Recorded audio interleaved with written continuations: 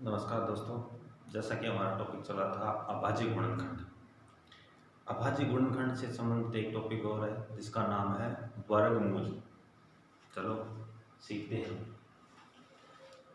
वर्गमूल होता क्या है, इसके हम टुकड़े करते हैं। एक तो होता है वर्ग, दूसरा होता है मूल। वर्ग का मतलब होता है कोई भी संख्या को उसी संख्या से गुणा करना। जैसे 5 ले लिया और 5 को 5 से गुणा करना। वर्ग का मतलब 5 को 5 से गुणा करना। कितने आएंगे? 5 का पड़ा 5 बार बोला 25। एक होता है मूल, यानी उल्टा चलना। 25 किसका वर्गमूल है? 5 का। यानी हमने किसको आपस में गुणा किया? 5 को। तब कितने आए? 25। तो 25 का वर्गमूल क्या होगा? 5 होगा। ठीक है। तो वर्ग का मतलब किसी भी संख्या को उसी संख्या से वापस गुणा करना वर्ग कहलाता है। क्या कहलाता है? वर्ग। मूल यानी उसी संख्या से वापस, यानी ये 25 कौन सी संख्या को आपस में गुणा करने पर प्राप्त हुआ, वह संख्या हमें ज्ञात करनी है। उसके लिए हम क्या निकालेंगे? वर्गमूल निकालेंगे। तो वर्गमूल निकालने की दो विधियां होती है। कितनी विधियां होती है? दो। एक होती है अभाज्य गुणनखंड विधि, दूसरी होती है भाग विधि।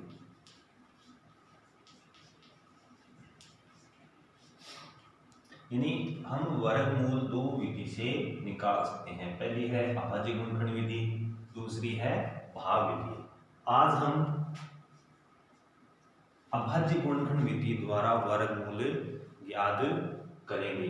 तो मैंने आपको पहले ही अभाज्य गुणनखंड निकालना बता दिया। अभाज्य गुणनखंड की सहायता से हमने लैसे निकाले थे। क्या निकाले थे? लैसे। उसके बाद हमने निकाले थे मैसे, और आज हम निकालेंगे वर्गमूल, और इसके बाद निकालेंगे घनमूल। ये सारे के सारे टॉपिक है वो अभाज्य गुणनखंड पर आधारित है। ठीक है, आई बात समझ में? हम आगे चलते हैं। तो हम पहली विधि से अभाज्य गुणनखंड निकालेंगे। पहली विधि है अभाज्य गुणनखंड विधि। इस विधि से हम जो ऊपर संख्या दे रखी है इनका वर्गमूल निकालेंगे।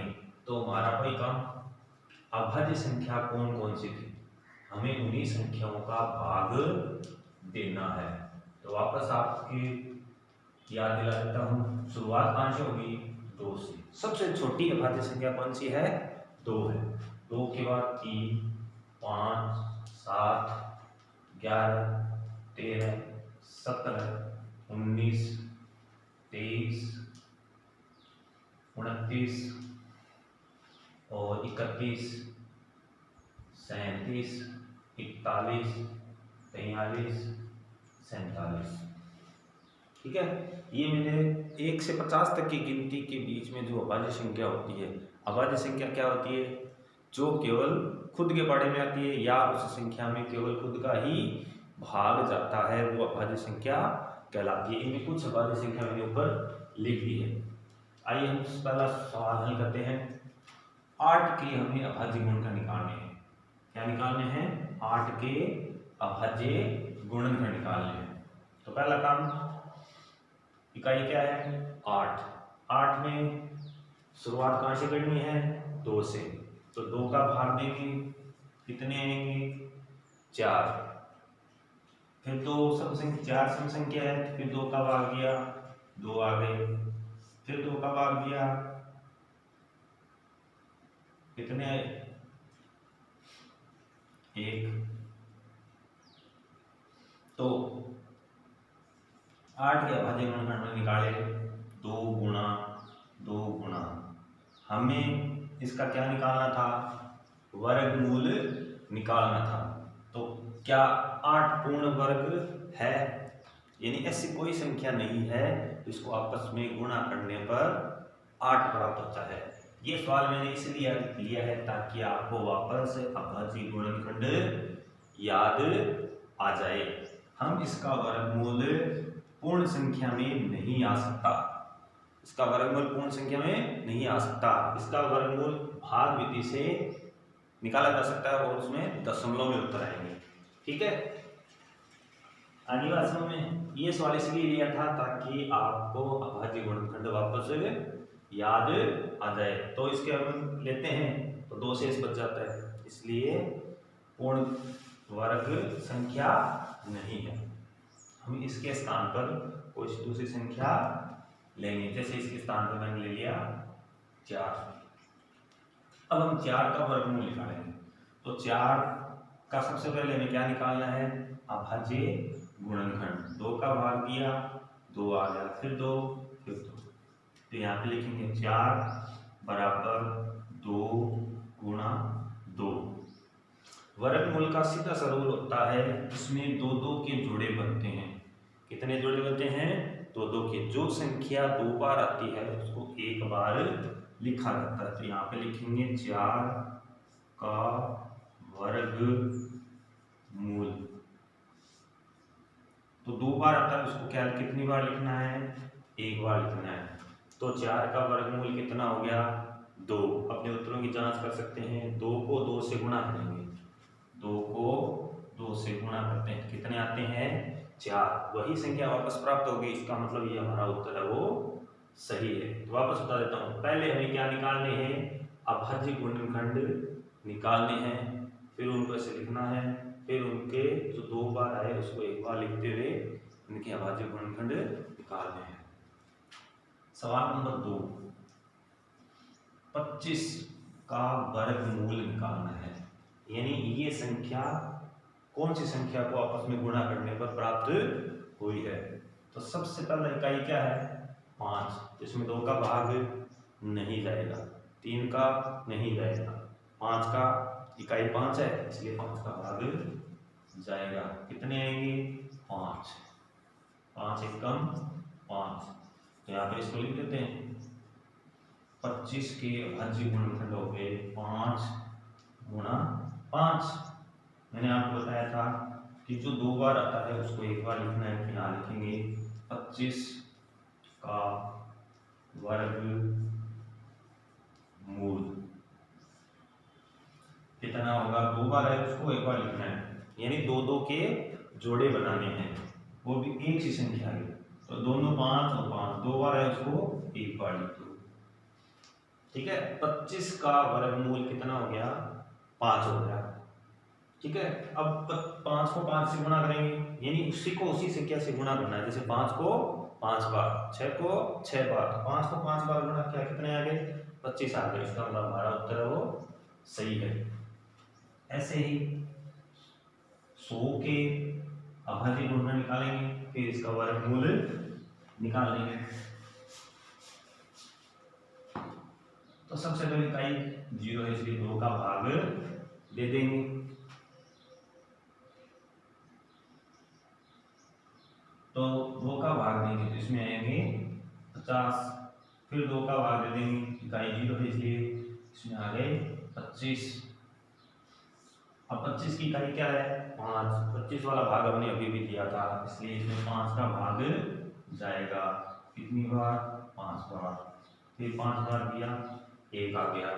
तो अपन यहाँ लिखेंगे 100 बराबर 2 गुणा 2 गुणा 5 गुणा 5। यहाँ पे 2 के जोड़े बन रहे हैं, यहाँ पे 2 के जोड़े बन रहे हैं। तो 100 का वर्गमूल कितना हुआ, 2 बार आ रहा है इसको 1 बार लिखना है, 5 2 बार आ रहा है इसको 1 बार लिखना है। कितने आए, 10। कितने आए, यानी 100 का वर्गमूल कितना होगा, 10। 10 को आपस में गुणा करने पर कितने आते हैं, यहाँ पर मालूम लिख देता हूँ वापस, 10 गुणा 10 कितने आए, 100 आते। इसका मतलब ये हमारा उत्तर क्या है, सही है। यानी संख्या को उसी संख्या से गुणा करने पर संख्या प्राप्त हो जाए, इसका मतलब हमारा वर्गमूल है वो एकदम सही है। अब हमारे पास एक और 625 का वर्गमूल।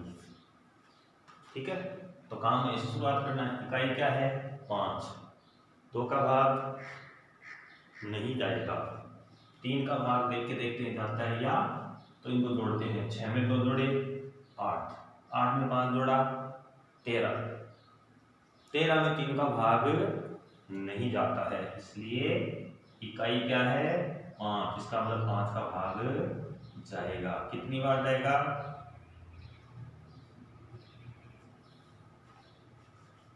125। इकाई 5 है, इसका मतलब फिर 5 कितनी बार गया?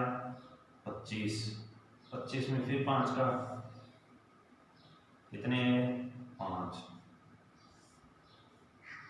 5 एकम 5। काम वही करना है। 625 के जितने भी अभाज्य गुणनखंड है वो नीचे उतार लीजिए। सॉरी, 2 नहीं है इसमें। 5 गुणा 5 गुणा 5 गुणा 5, 2 बार और 2 बार। एक अक्षर को एक ही बार तो एक ही बार इसमें आ गया, तो इसको दोबारा लिखेंगे नहीं, तो इसमें लिखेंगे 5 गुणा 5। एक 5 यहाँ से ले लिया, एक 5 यहाँ से ले लिया, तो यहाँ पे लिख देंगे 625 का वर्गमूल कितना होगा? 25। कितना होगा? 25 हो जाएगा। तो यानी 25 को 25 से गुणा करने पर कितने आने चाहिए? 625 आते हैं। गुणा करके देख सकते हैं। इससे हमारे 5 हमने उदाहरण कर लिए। इसमें आपने वर्गमूल निकालना सीखा, तो इसकी वर्गमूल निकालने की पहली विधि है अभाज्य गुणनखंड। मैंने आपको पहले कहा था कि अभाज्य गुणनखंड का जैसे जैसे बड़ी कक्षा में जाते हैं स्वरूप बदलता जाता है। सर्वप्रथम हमने सीधे अभाज्य गुणनखंड निकाले, बाद में हमने लय से सीखा, बाद में हमने मैं से सीखा, आज हमने वर्गमूल सीखा। इससे संबंधित कुछ गृह कार्य आप अपने घर पे करेंगे, तो इन सबको आप नोट डाउन कर लीजिए। मैं आपको घर के लिए कुछ न कुछ दे देता हूँ। पहला है 16, 36, 121,